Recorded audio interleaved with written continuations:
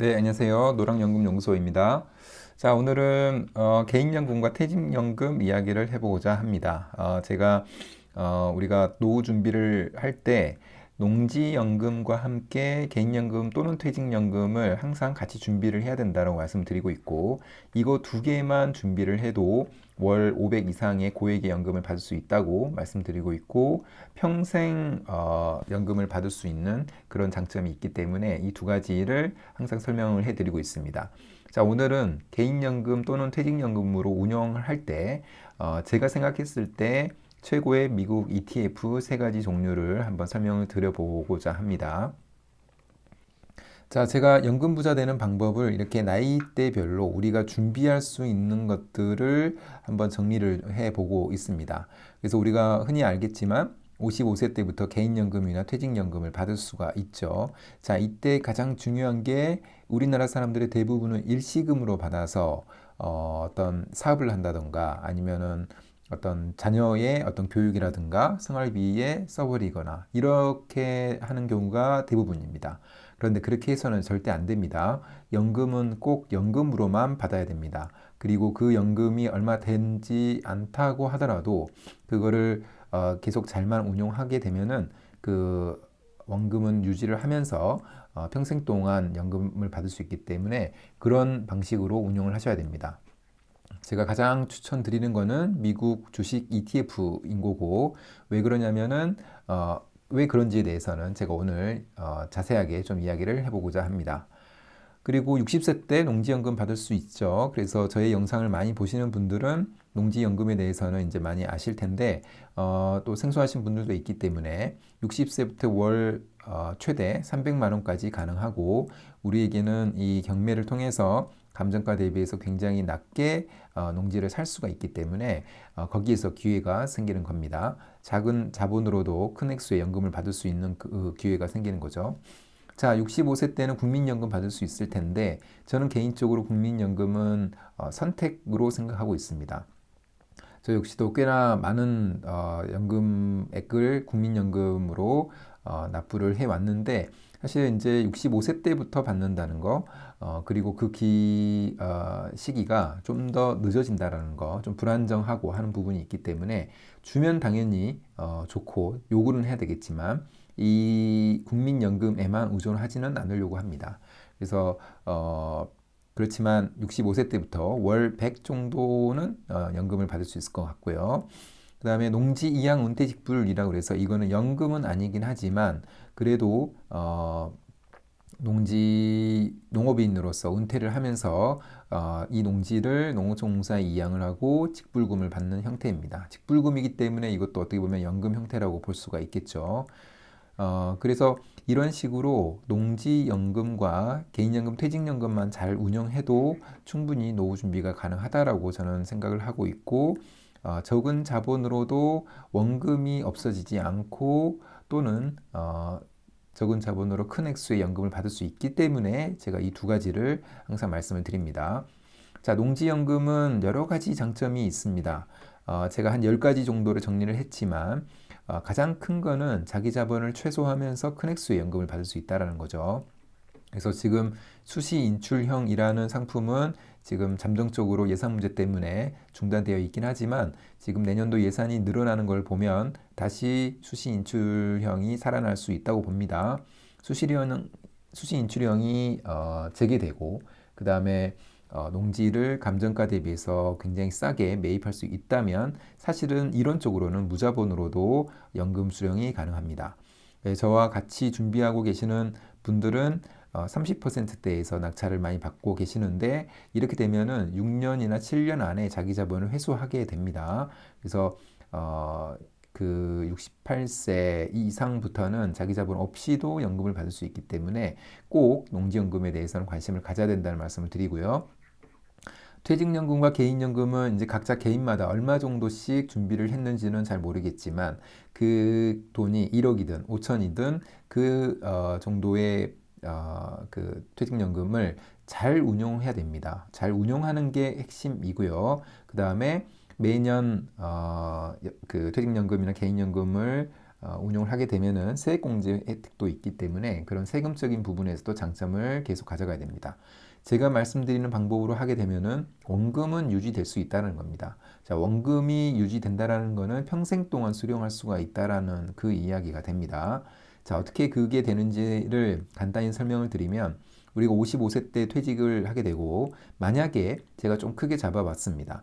퇴직연금의 원금이 5억 원이라고 생각한다면 사실은 이 5억 원은 직장을 다닐 때 어느 정도 평균적인 소득을 가지고 있는 사람이 일찍부터 이런 개인연금이나 퇴직연금을 준비하고 그 운용을 미국 주식 ETF에 운용을 한다면 55세 때 5억 원 만들기는 불가능한 거 절대 아닙니다. 충분히 가능합니다.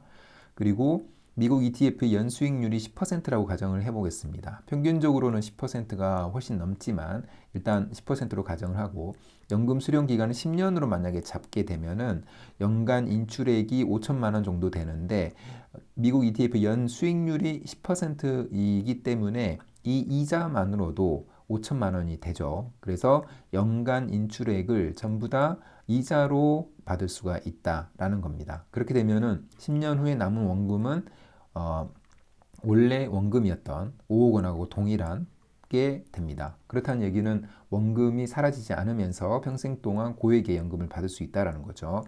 그러면 이때 가장 중요한 거는 연 수익률이 10% 이상 안정적으로 나오느냐 이게 문제입니다. 물론 그 100%는 아닙니다. 그러나 지난 1990년부터 올해까지의 미국의 나스닥 100이라고 하는 테크 기업의 ETF의 수익률을 보게 되면은 플러스일 때가 거의 대부분이지만 마이너스일 때도 당연히 있을 수 있죠. 그렇지만 이 평균적인 수익률이 18.6%입니다. 제가 10%로 가정하고 원금은 유지되고 연금을 받을 수 있다고 말씀드렸는데 실제로는 평균 수익률은 10%보다 훨씬 더 높은 수익률을 기록하고 있습니다. 일단 세 가지 ETF 중에서 첫 번째는 미국 테크 탑 10이라는 ETF입니다. 타이거 미국 테크 탑 10도 있고 핵심은 뭐냐면 미국의 시장에 나스닥 시장에 상장되어 있는 테크 기업들 중에서 시가총액이 큰 순으로 했을 때 10개의 분산 투자하는 ETF를 이야기하는데 우리가 일반적으로 아는 애플이라든가 마이크로소프트, 구글 등 기술 대표주 10개를 포함하는 그런 ETF입니다. 수익률을 보면은 지금 올해 1년의 수익률은 40%로 굉장히 높고요. 그 다음에 5년 동안의 연평균 수익률을 보게 되면 25% 정도로 낮지가 않습니다. 굉장히 높은 수준으로 유지하고 있고요. 그 다음에 ETF이기 때문에 리밸런싱이 자동적으로 되기 때문에 항상 탑 10을 종목을 유지할 수가 있게 되는 겁니다. 그 다음에 나스닥 100 ETF도 굉장히 강하게 추천을 드리는 그런 ETF입니다. 나스닥을 대표하는 QQQ라는 미국 시장에 직접적으로 투자하는 ETF도 있고요. 우리나라 시장에 상장되어 있는 미국 나스닥 100 ETF도 그 증권사별로도 굉장히 많이 있습니다. 비금융권 100개 기업, 기술 기업에 투자하는 거고요. 그 다음에 1년 평균 수익률이 30% 정도로 나오고 5년은 21%, 10년은 연평균 18% 정도로 나옵니다.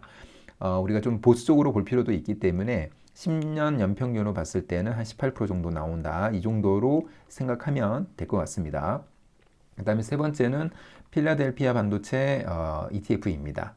이거는 필라델피아 반도체 지수라는 게 있는데 그 지수에 투자하는 ETF이고 우리가 일반적으로 아는 엔비디아라든가 AMD 반도체 30개 기업에 투자하는 거고요. 1년 수익률이 62% 정도로 굉장히 높고요. 5년 연평균 30%, 10년 연평균 25%까지 올라가는 굉장히 수익률이 좋은 그런 그 ETF입니다. 그 세 종 모두 장기 수익률이 18%에서 30% 정도로 굉장히 좋죠.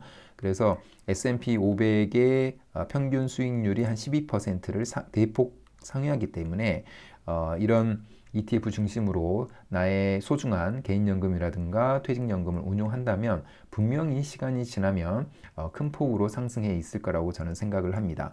저는 기본적으로 5년에 한 2배 정도는 이 자산이 증가될 수 있다고 믿고 있기 때문에 이 세 가지를 강하게 추천드리는데, 이 중에서도 예를 들면 미국 테크 탑 10, 저 같은 경우에는 이 미국 테크 탑 10의 가장 비중이 크고요. 그 다음에 나스닥 100과 필라델피아 반도체입니다. 미국 테크 탑 10과 나스닥 100은 저는 개인적으로 굉장히 안정성이 높다라고 생각을 합니다. 왜냐하면 앞으로 AI 시대에 맞춰서 기술 기업들은 치열하게 경쟁을 할 거고, 거기에 살아남은 기업들이 굉장히 큰 수익을 가져갈 수가 있을 거고, 매출을 가져가고 영업이익을 가져갈 수 있다고 생각을 합니다. 그런 경쟁 시대에 자동적으로 반영이 되는 게 미국 테크 탑 10이고 나스닥 100이기 때문에 이 두 가지 ETF는 굉장히 안정성이 있다고 보고요. 필라델피아 반도체 역시도 마찬가지입니다. 다만 필라델피아 반도체는 이 반도체라는 섹터에 투자하는 그런 ETF이기 때문에 이 반도체 경기가 좀 안 좋아질 경우에는 전체적으로 하락 곡선을 맞이할 수도 있는 그런 ETF라고 저는 생각을 합니다. 그러나 지금 이 AI 시대가 이제 개막이 됐기 때문에 앞으로도 몇 년간은 충분히 반도체 ETF를 통해서 큰 수익을 가져갈 수 있다고 생각을 하고요. 일반적으로는 이 필라델피아 반도체 ETF가 가장 수익률도 높고 변동성이 큽니다. 그 다음에 미국 테크 탑 10이고, 그 다음에 나스닥 100이고, 그 다음이 S&P 500입니다. 그런데 저는 개인적으로 미국 시장은 안정적으로 우상향한다라고 제가 믿고 있기 때문에 여러 가지 미국의 패권이라든가 달러 패권, 연준의 금리를 좌우할 수 있는 그런 수단들이 있다라는 점을 생각을 해보면 미국은 안정적으로 우상향할 수 있다라고 본다면 그러니까 변동률이 커도 그때는 추가 매수의 기회라고 저는 생각을 하고 결국에는 우상향한다고 생각을 합니다. 그래서 변동성을 참아낼 수가 있다면, 그렇다면 이 세 가지 ETF로도 충분할 수 있다라고 생각을 합니다. 그래서 연금 계좌에 미국 테크 ETF를 담아야 하는 세 가지 이유를 한번 정리를 해봤는데, 첫 번째 이유는 미국 지수 투자의 안정성입니다. 아까 말씀드린 이 나스닥 100, 필라델피아 반도체는 지수를 추종하는 그런 ETF입니다. 그리고 세계 최대 자본 시장인 미국 시장은 장기적으로 우상향할 거고, 경제 성장과 기업 이익이 주가 상승으로 직결된다고 저는 생각을 하고요. 그렇기 때문에 개인연금이나 퇴직연금 장기적으로 투자해야 되는, 할 수밖에 없는 그런 연금 계좌 같은 경우에는 이 미국 지수 투자에 가장 최적화된 그 계좌이지 않을까라고 생각을 하고요. 자, 두 번째는 ETF의 장점 때문에 그렇습니다. ETF는 자동 리밸런싱이라는 장점이 있죠. 한 종목에 한 회사에 투자하는 게 아니기 때문에 여러 개의 회사에 묶음으로 투자를 하게 되고, 그 다음에 자동적으로 만약에 회사의 사정이 좋지 않으면은 떨어져 나가고 그 다음 후보에 있는 순위에 있는 그 기업이 들어오기 때문에 이거를 이제 리밸런싱이라고 하는데 자동적으로 이루어집니다. 그렇기 때문에 개별 주식은 도태 위험이 있죠. 내가 이 회사에 대해서 잘 모른다, 회사가 어떻게 경영 상태가 바뀌어 가는지를 잘 모른다라고 하면은 사실은 리스크가 있는 겁니다. 근데 ETF는 자동으로 하락 종목을 제외를 시켜주고 신규 유망 종목을 편입시켜주기 때문에 그 위험성이 없다는 겁니다. 제가 생각했을 때 ETF야말로 굉장히 좋은 상품인 거고, ETF가 있기 때문에 미국 시장에 또 확신을 가지고 투자를 할 수 있다라고 저는 개인적으로는 생각을 하고 있습니다.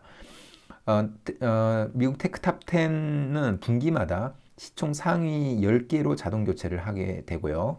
나스닥 100 같은 경우나 반도체 같은 경우에도 정기 리밸런싱으로 최신 트렌드를 반영하게 됩니다. 그렇기 때문에 내가 신경 쓰지 않아도 자동적으로 반영이 된다는 그런 엄청난 장점이 있다는 게 ETF의 장점입니다. 또 한 가지는 AI 시대의 반도체 산업의 폭발적인 성장이 있기 때문에 반도체 ETF도 유망하다라는 말씀을 드린 거고, 우리가 일반적으로 많이 들어본 챗GPT라든가 자율주행, 데이터 센터 확대 등으로 AI 반도체의 수요가 급증하고 있습니다. 그래서 2030년까지도 반도체 시장 1조 달러의 규모를 전망하기도 하고요. 그 다음에 엔비디아나 AMD 같은 핵심 기업도 그 필라델피아 반도체 지수 안에 포함되어 있기 때문에 이 ETF만 투자를 해도 반도체가 이끌어갈 앞으로의 기술 혁신이나 성장에 투자를 하는 거나 다름없기 때문에 굉장히 좋은 전략이라고 생각을 합니다. 그렇기 때문에 안정성, 그러니까 미국 그 시장의 안정성, 그 다음에 리밸런싱이라는 자동 최적화, 그 다음에 AI 성장, 이 세 가지의 이유로 연금 자산을 극대화시킬 수 있는 전략으로 생각을 합니다.